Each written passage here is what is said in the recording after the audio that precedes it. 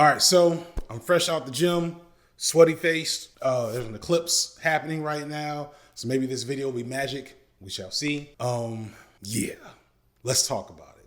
Before I get there, so a few weeks ago, I released a video that was to serve as like a light analysis and really just a reminder of what's going on in the Democratic Republic of Congo, or DRC. And honestly, I spent more time writing and researching for that video than I usually do for these B-sides videos, even though I knew it wouldn't be as successful as my usual stuff, but I did it anyway, because to me, that's part of the point of having this platform. I want to be able to talk about whatever I want. I've been blessed with an audience that's interested in what I have to say, and there's a need for balance. However, I did not think it'd be one of my worst performing videos since revamping this channel, or that it'd be demonetized after less than a week. And I gotta say, even by YouTube standards, that was pretty damn disappointing. But I knew that outcome was possible, so less than 48 hours later, I released a video about anti-woke titties. That video is doing really well. What does this have to do with J. Cole?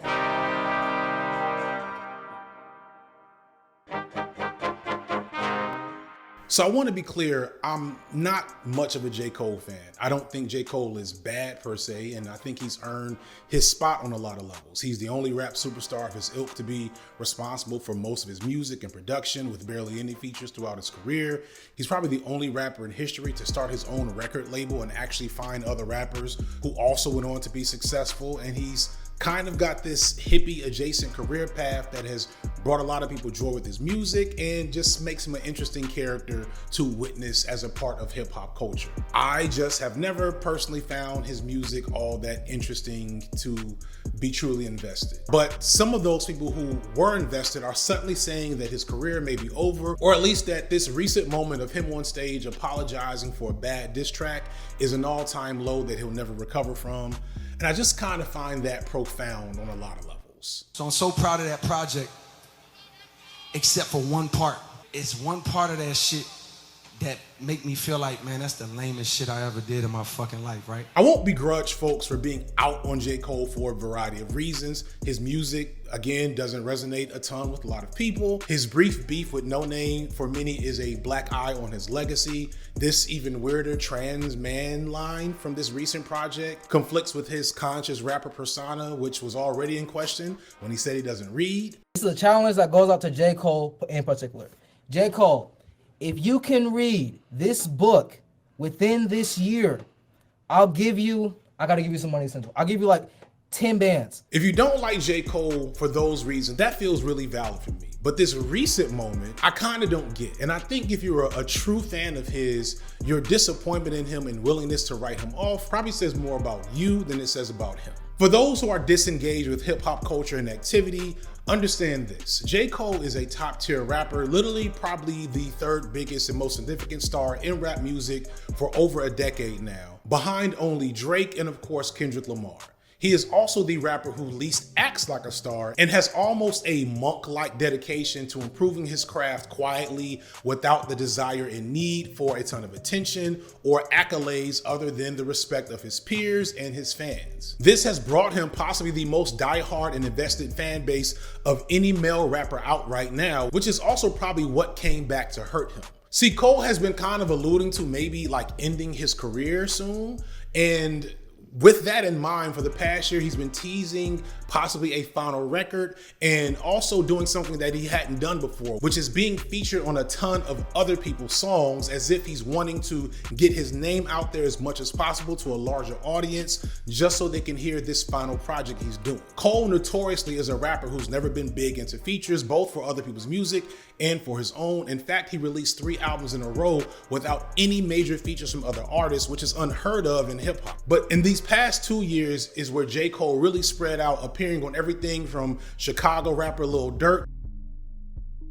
to Afrobeat with Burna Boy, to neo soul with Summer Walker, to even K-pop with someone named J-Hope. Shout out to K-pop. I don't know who these people are, but I'm sure this was a big deal. And so with this idea that this is his last album coming out, this almost feels like a bucket list, and it's gotten his fans hyped for him in a way that I don't think they've been before. One of the biggest features from this tour of working with other artists is this song he made with his on again, off again rival in the Big Three, Drake, on the song First Person Shooter. Of the big three, Drake is my least favorite, as I've documented many times on my various YouTube channels, but he's undeniably the most commercially successful, as well as being the most image and brand oriented and attention seeking. In fact, him and Cole couldn't be any more different in the way they've handled their careers up until this point. Cole has steadily been building as an artist and trying to perfect his craft, while Drake has just kind of been treading water with his sound and giving people what they want without much interest in challenging his fans or himself to do more than what he's already been doing. And it showed on First Person Shooter, as Cole easily outclassed Drake in his verse, which is somewhat of a faux pas in hip hop. Like normally, if you appear on someone else's song, you may be their equal, you may do a little bit better than them, but when it's a big gap between you and the person you appeared on the song with, it's almost seen as a sign of disrespect. But even in this minor controversy, Cole, ever the humble and ever focused artist, showed deference to Drake in the aftermath, saying that he believes Drake will eventually get his lick back and playing off any type of beef or conflict over his verse. Regardless, this song was probably the biggest moment in all of hip hop for 2023. But the other thing that happened in this song is that Cole, ever the lover of his peers and lover of hip hop, mentions his status as one of the big three, along with Drake, who he's on the song with, and the aforementioned Kendrick Lamar. Love when they argue the hardest MC. Is it K-Dot, is it Aubrey or me? We the big three like we started a league, but right now I feel like Muhammad Ali.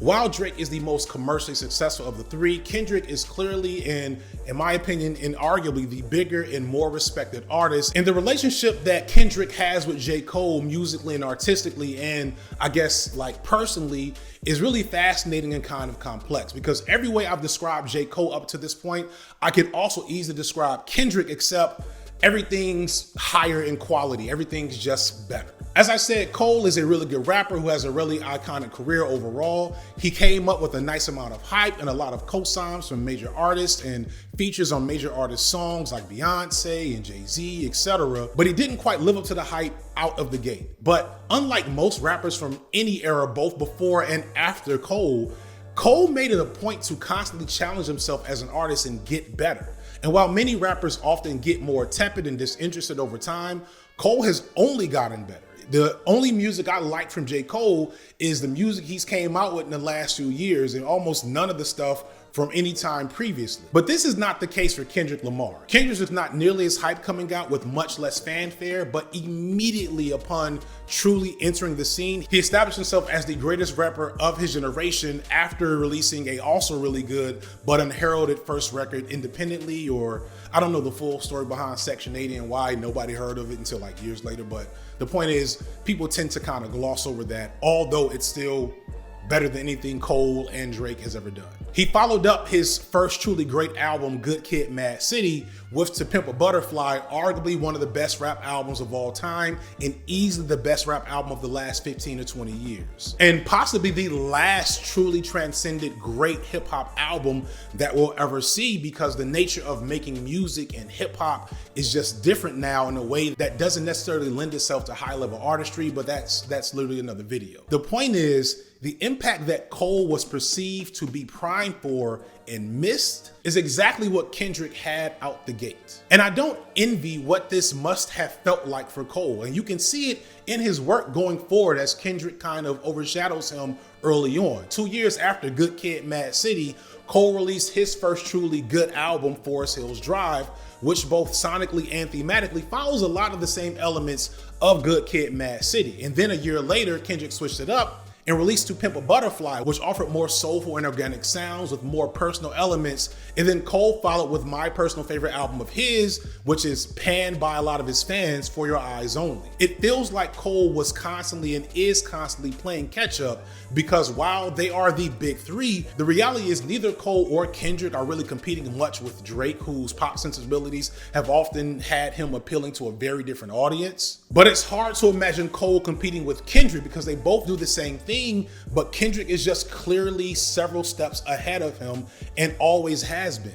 There's one other thing of note about this rivalry between Kendrick, Cole, and Drake, which is that Kendrick, again the outright best of the group, is the only one that seems to take it seriously. and has on a few occasions let this be known, and specifically has taken a few subliminal shots at Drake over the years. Kendrick and Cole have worked together on several times before this moment and are kindred spirits despite their rivalry, but the same cannot be said for Kendrick and Drake. So the combination of this newfound collaboration between Cole and Drake, along with Kendrick's competitive spirit, pushed Kendrick to respond. Not so much respond, it's not respond because he started the shit. He started a fight that wasn't necessary. But of course, if you like hip hop, you appreciated it, and it was so good, it set the rap world on fire for the past couple of weeks. Out of nowhere, Kendrick appeared on the song with Future, where he explicitly calls out Drake and implicitly also calls out J. Cole with lines such as, "Think I won't drop the location? I still got PTSD. Motherfuck the big three. Nigga, it's just big me. Nigga, bum."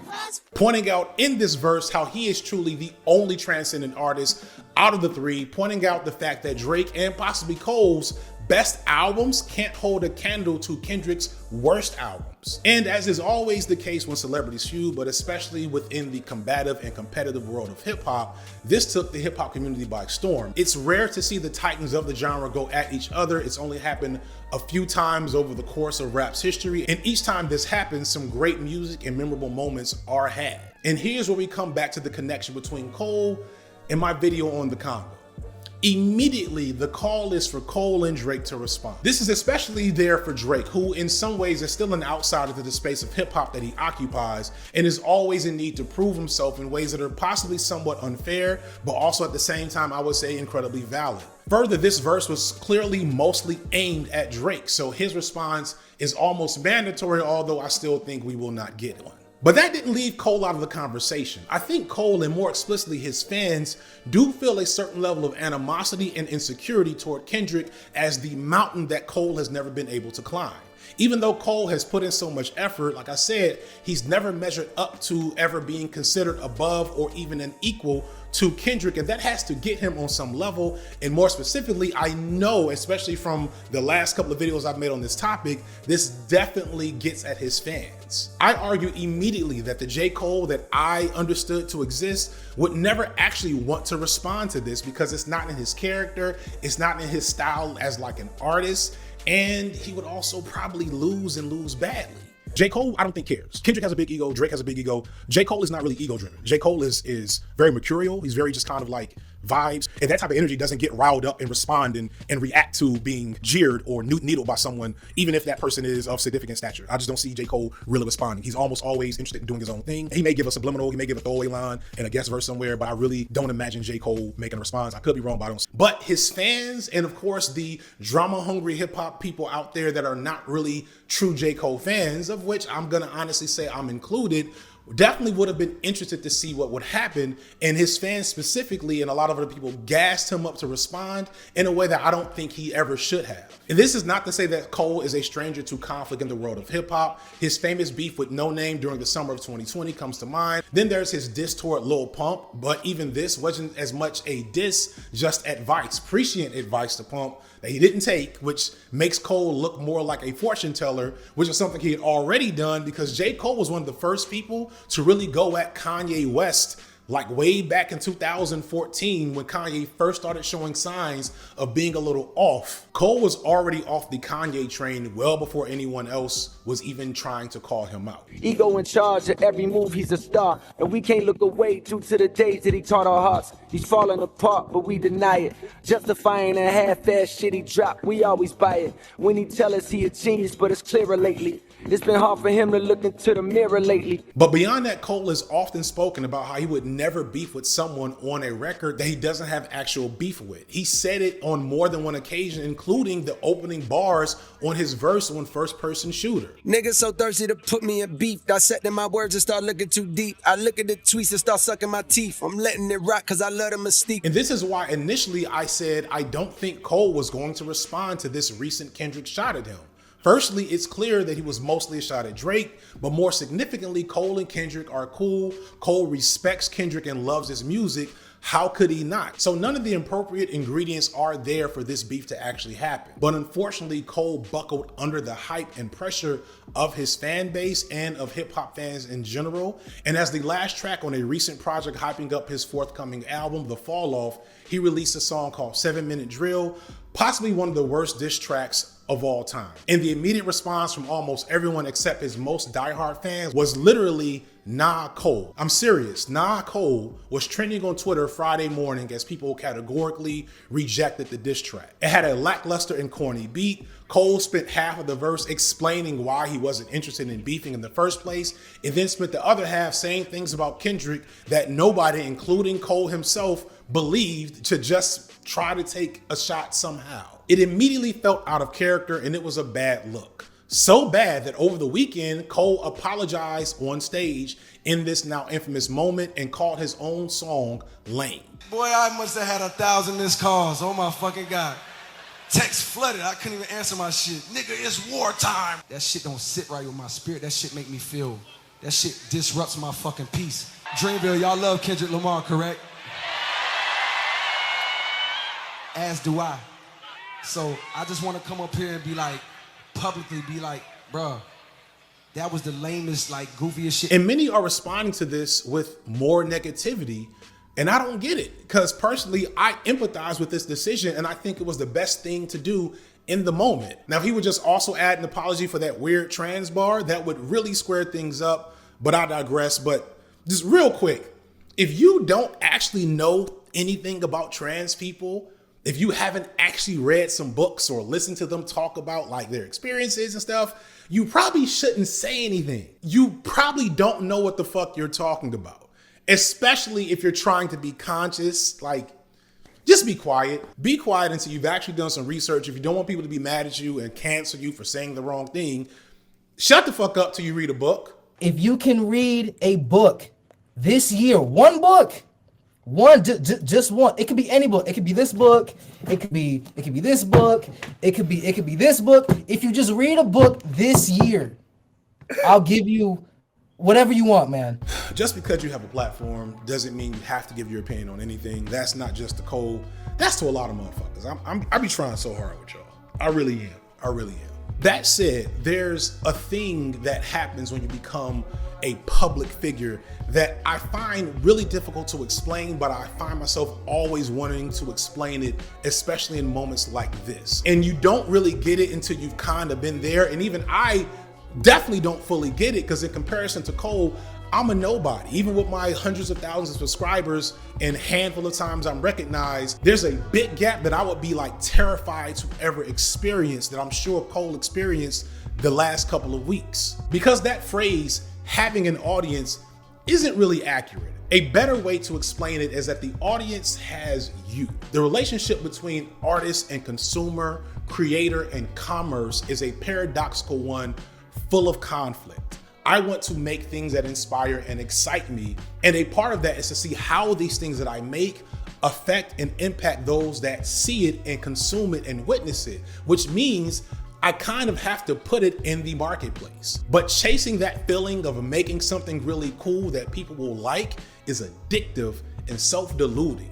Further, if I'm successful, if I'm good, then the audience that receives what I'm making will get just as addicted and deluded in that exchange and want more. In fact, they'll want specific things that they see in me that they desire that I'm not even thinking about. They want you to talk about the thing that they're most interested in.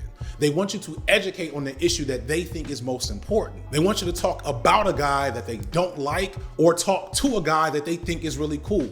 And maybe you want to do all of those things, or maybe you don't want to do none of them things. But now you're in a relationship with this audience, but you have to manage the conflict between giving the audience what they want and satisfying your own needs as a creator. One of which is making enough money to keep being a creator.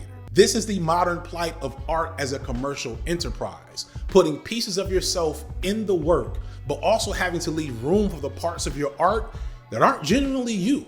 Managing your cult of personality and persona juxtaposed to who you really are is something that I don't think anyone does perfectly, and J. Cole definitely failed here initially, but I understand why he did, and I think it's good that he admitted publicly that he fucked up, and I really feel like in his heart of hearts, he's thinking that the fans that abandoned him for this moment never come back, because it's really for the best to not have those type of people in your fan base supporting your art, because they're always going to make your art worse in the long run. To me, this moment of him apologizing on stage, taking this very public L, is the best thing I've ever seen J. Cole do. And it's, to me, one of the coolest moments in hip hop, especially in the modern era where hip hop has become this weird homunculus of commercial enterprises, trending TikTok sounds, and people that clearly don't care about the art. To know that Cole cares so much about this final project, that he's been building up to it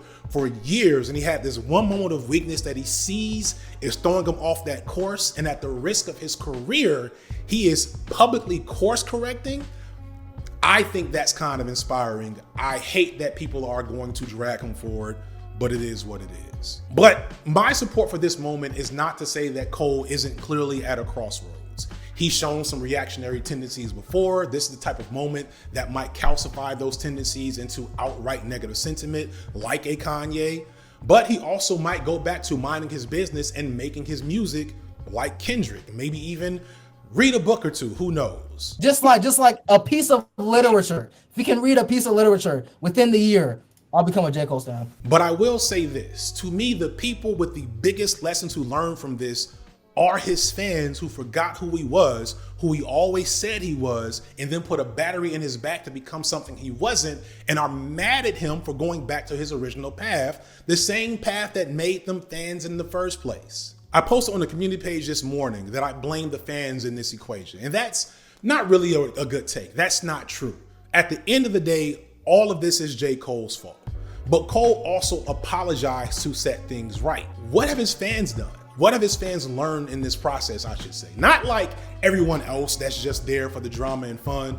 I get it. I don't expect much from them, and I don't blame them for enjoying the spectacle of the moment. That's a part of enjoying entertainment and being human. That's something that hip hop has always been. But are those hardcore J. Cole fans that were in my comment section, that were all over Twitter, recognizing how they've embarrassed themselves and how they gassed this in the first place? When I told y'all that Cole wouldn't say anything, y'all called me stupid. When I told y'all that Cole clearly didn't want to make this song, and you could tell from the lyrics, y'all said, no, this is a warning shot. This is this track a warning shot.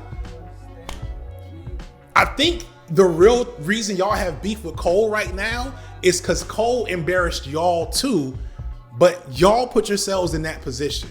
I did see people when this first happened saying the real truth of the matter, which is that Cole would never want to respond to something like this because that's not in his character.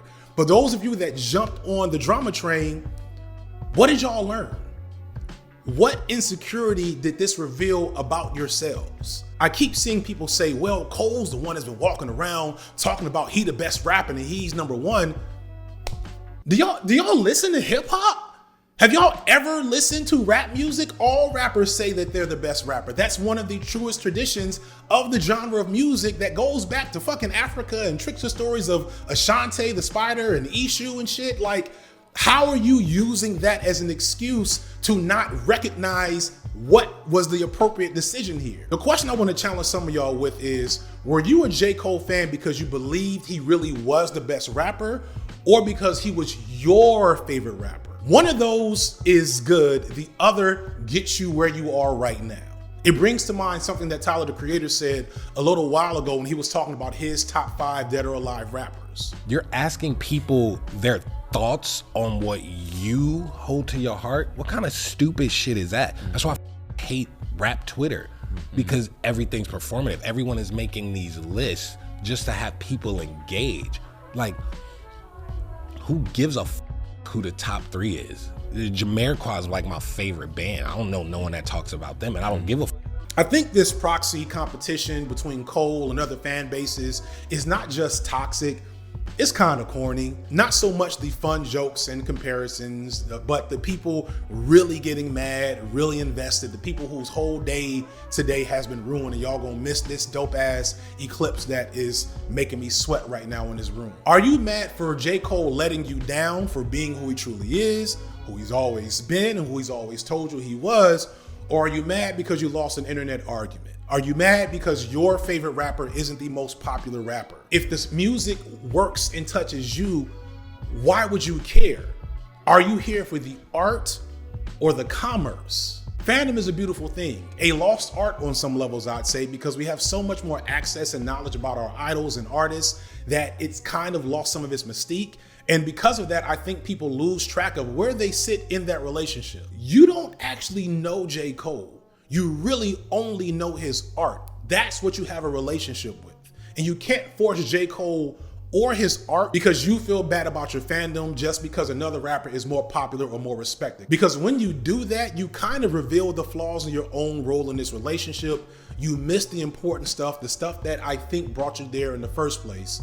You skip the Congo video, but you click on the boobs. If you're a fan of me, but also a fan of boobs, but also a fan of world history and global affairs, there's a place where you can satisfy all three of those interests, which is my streaming service, Nebula.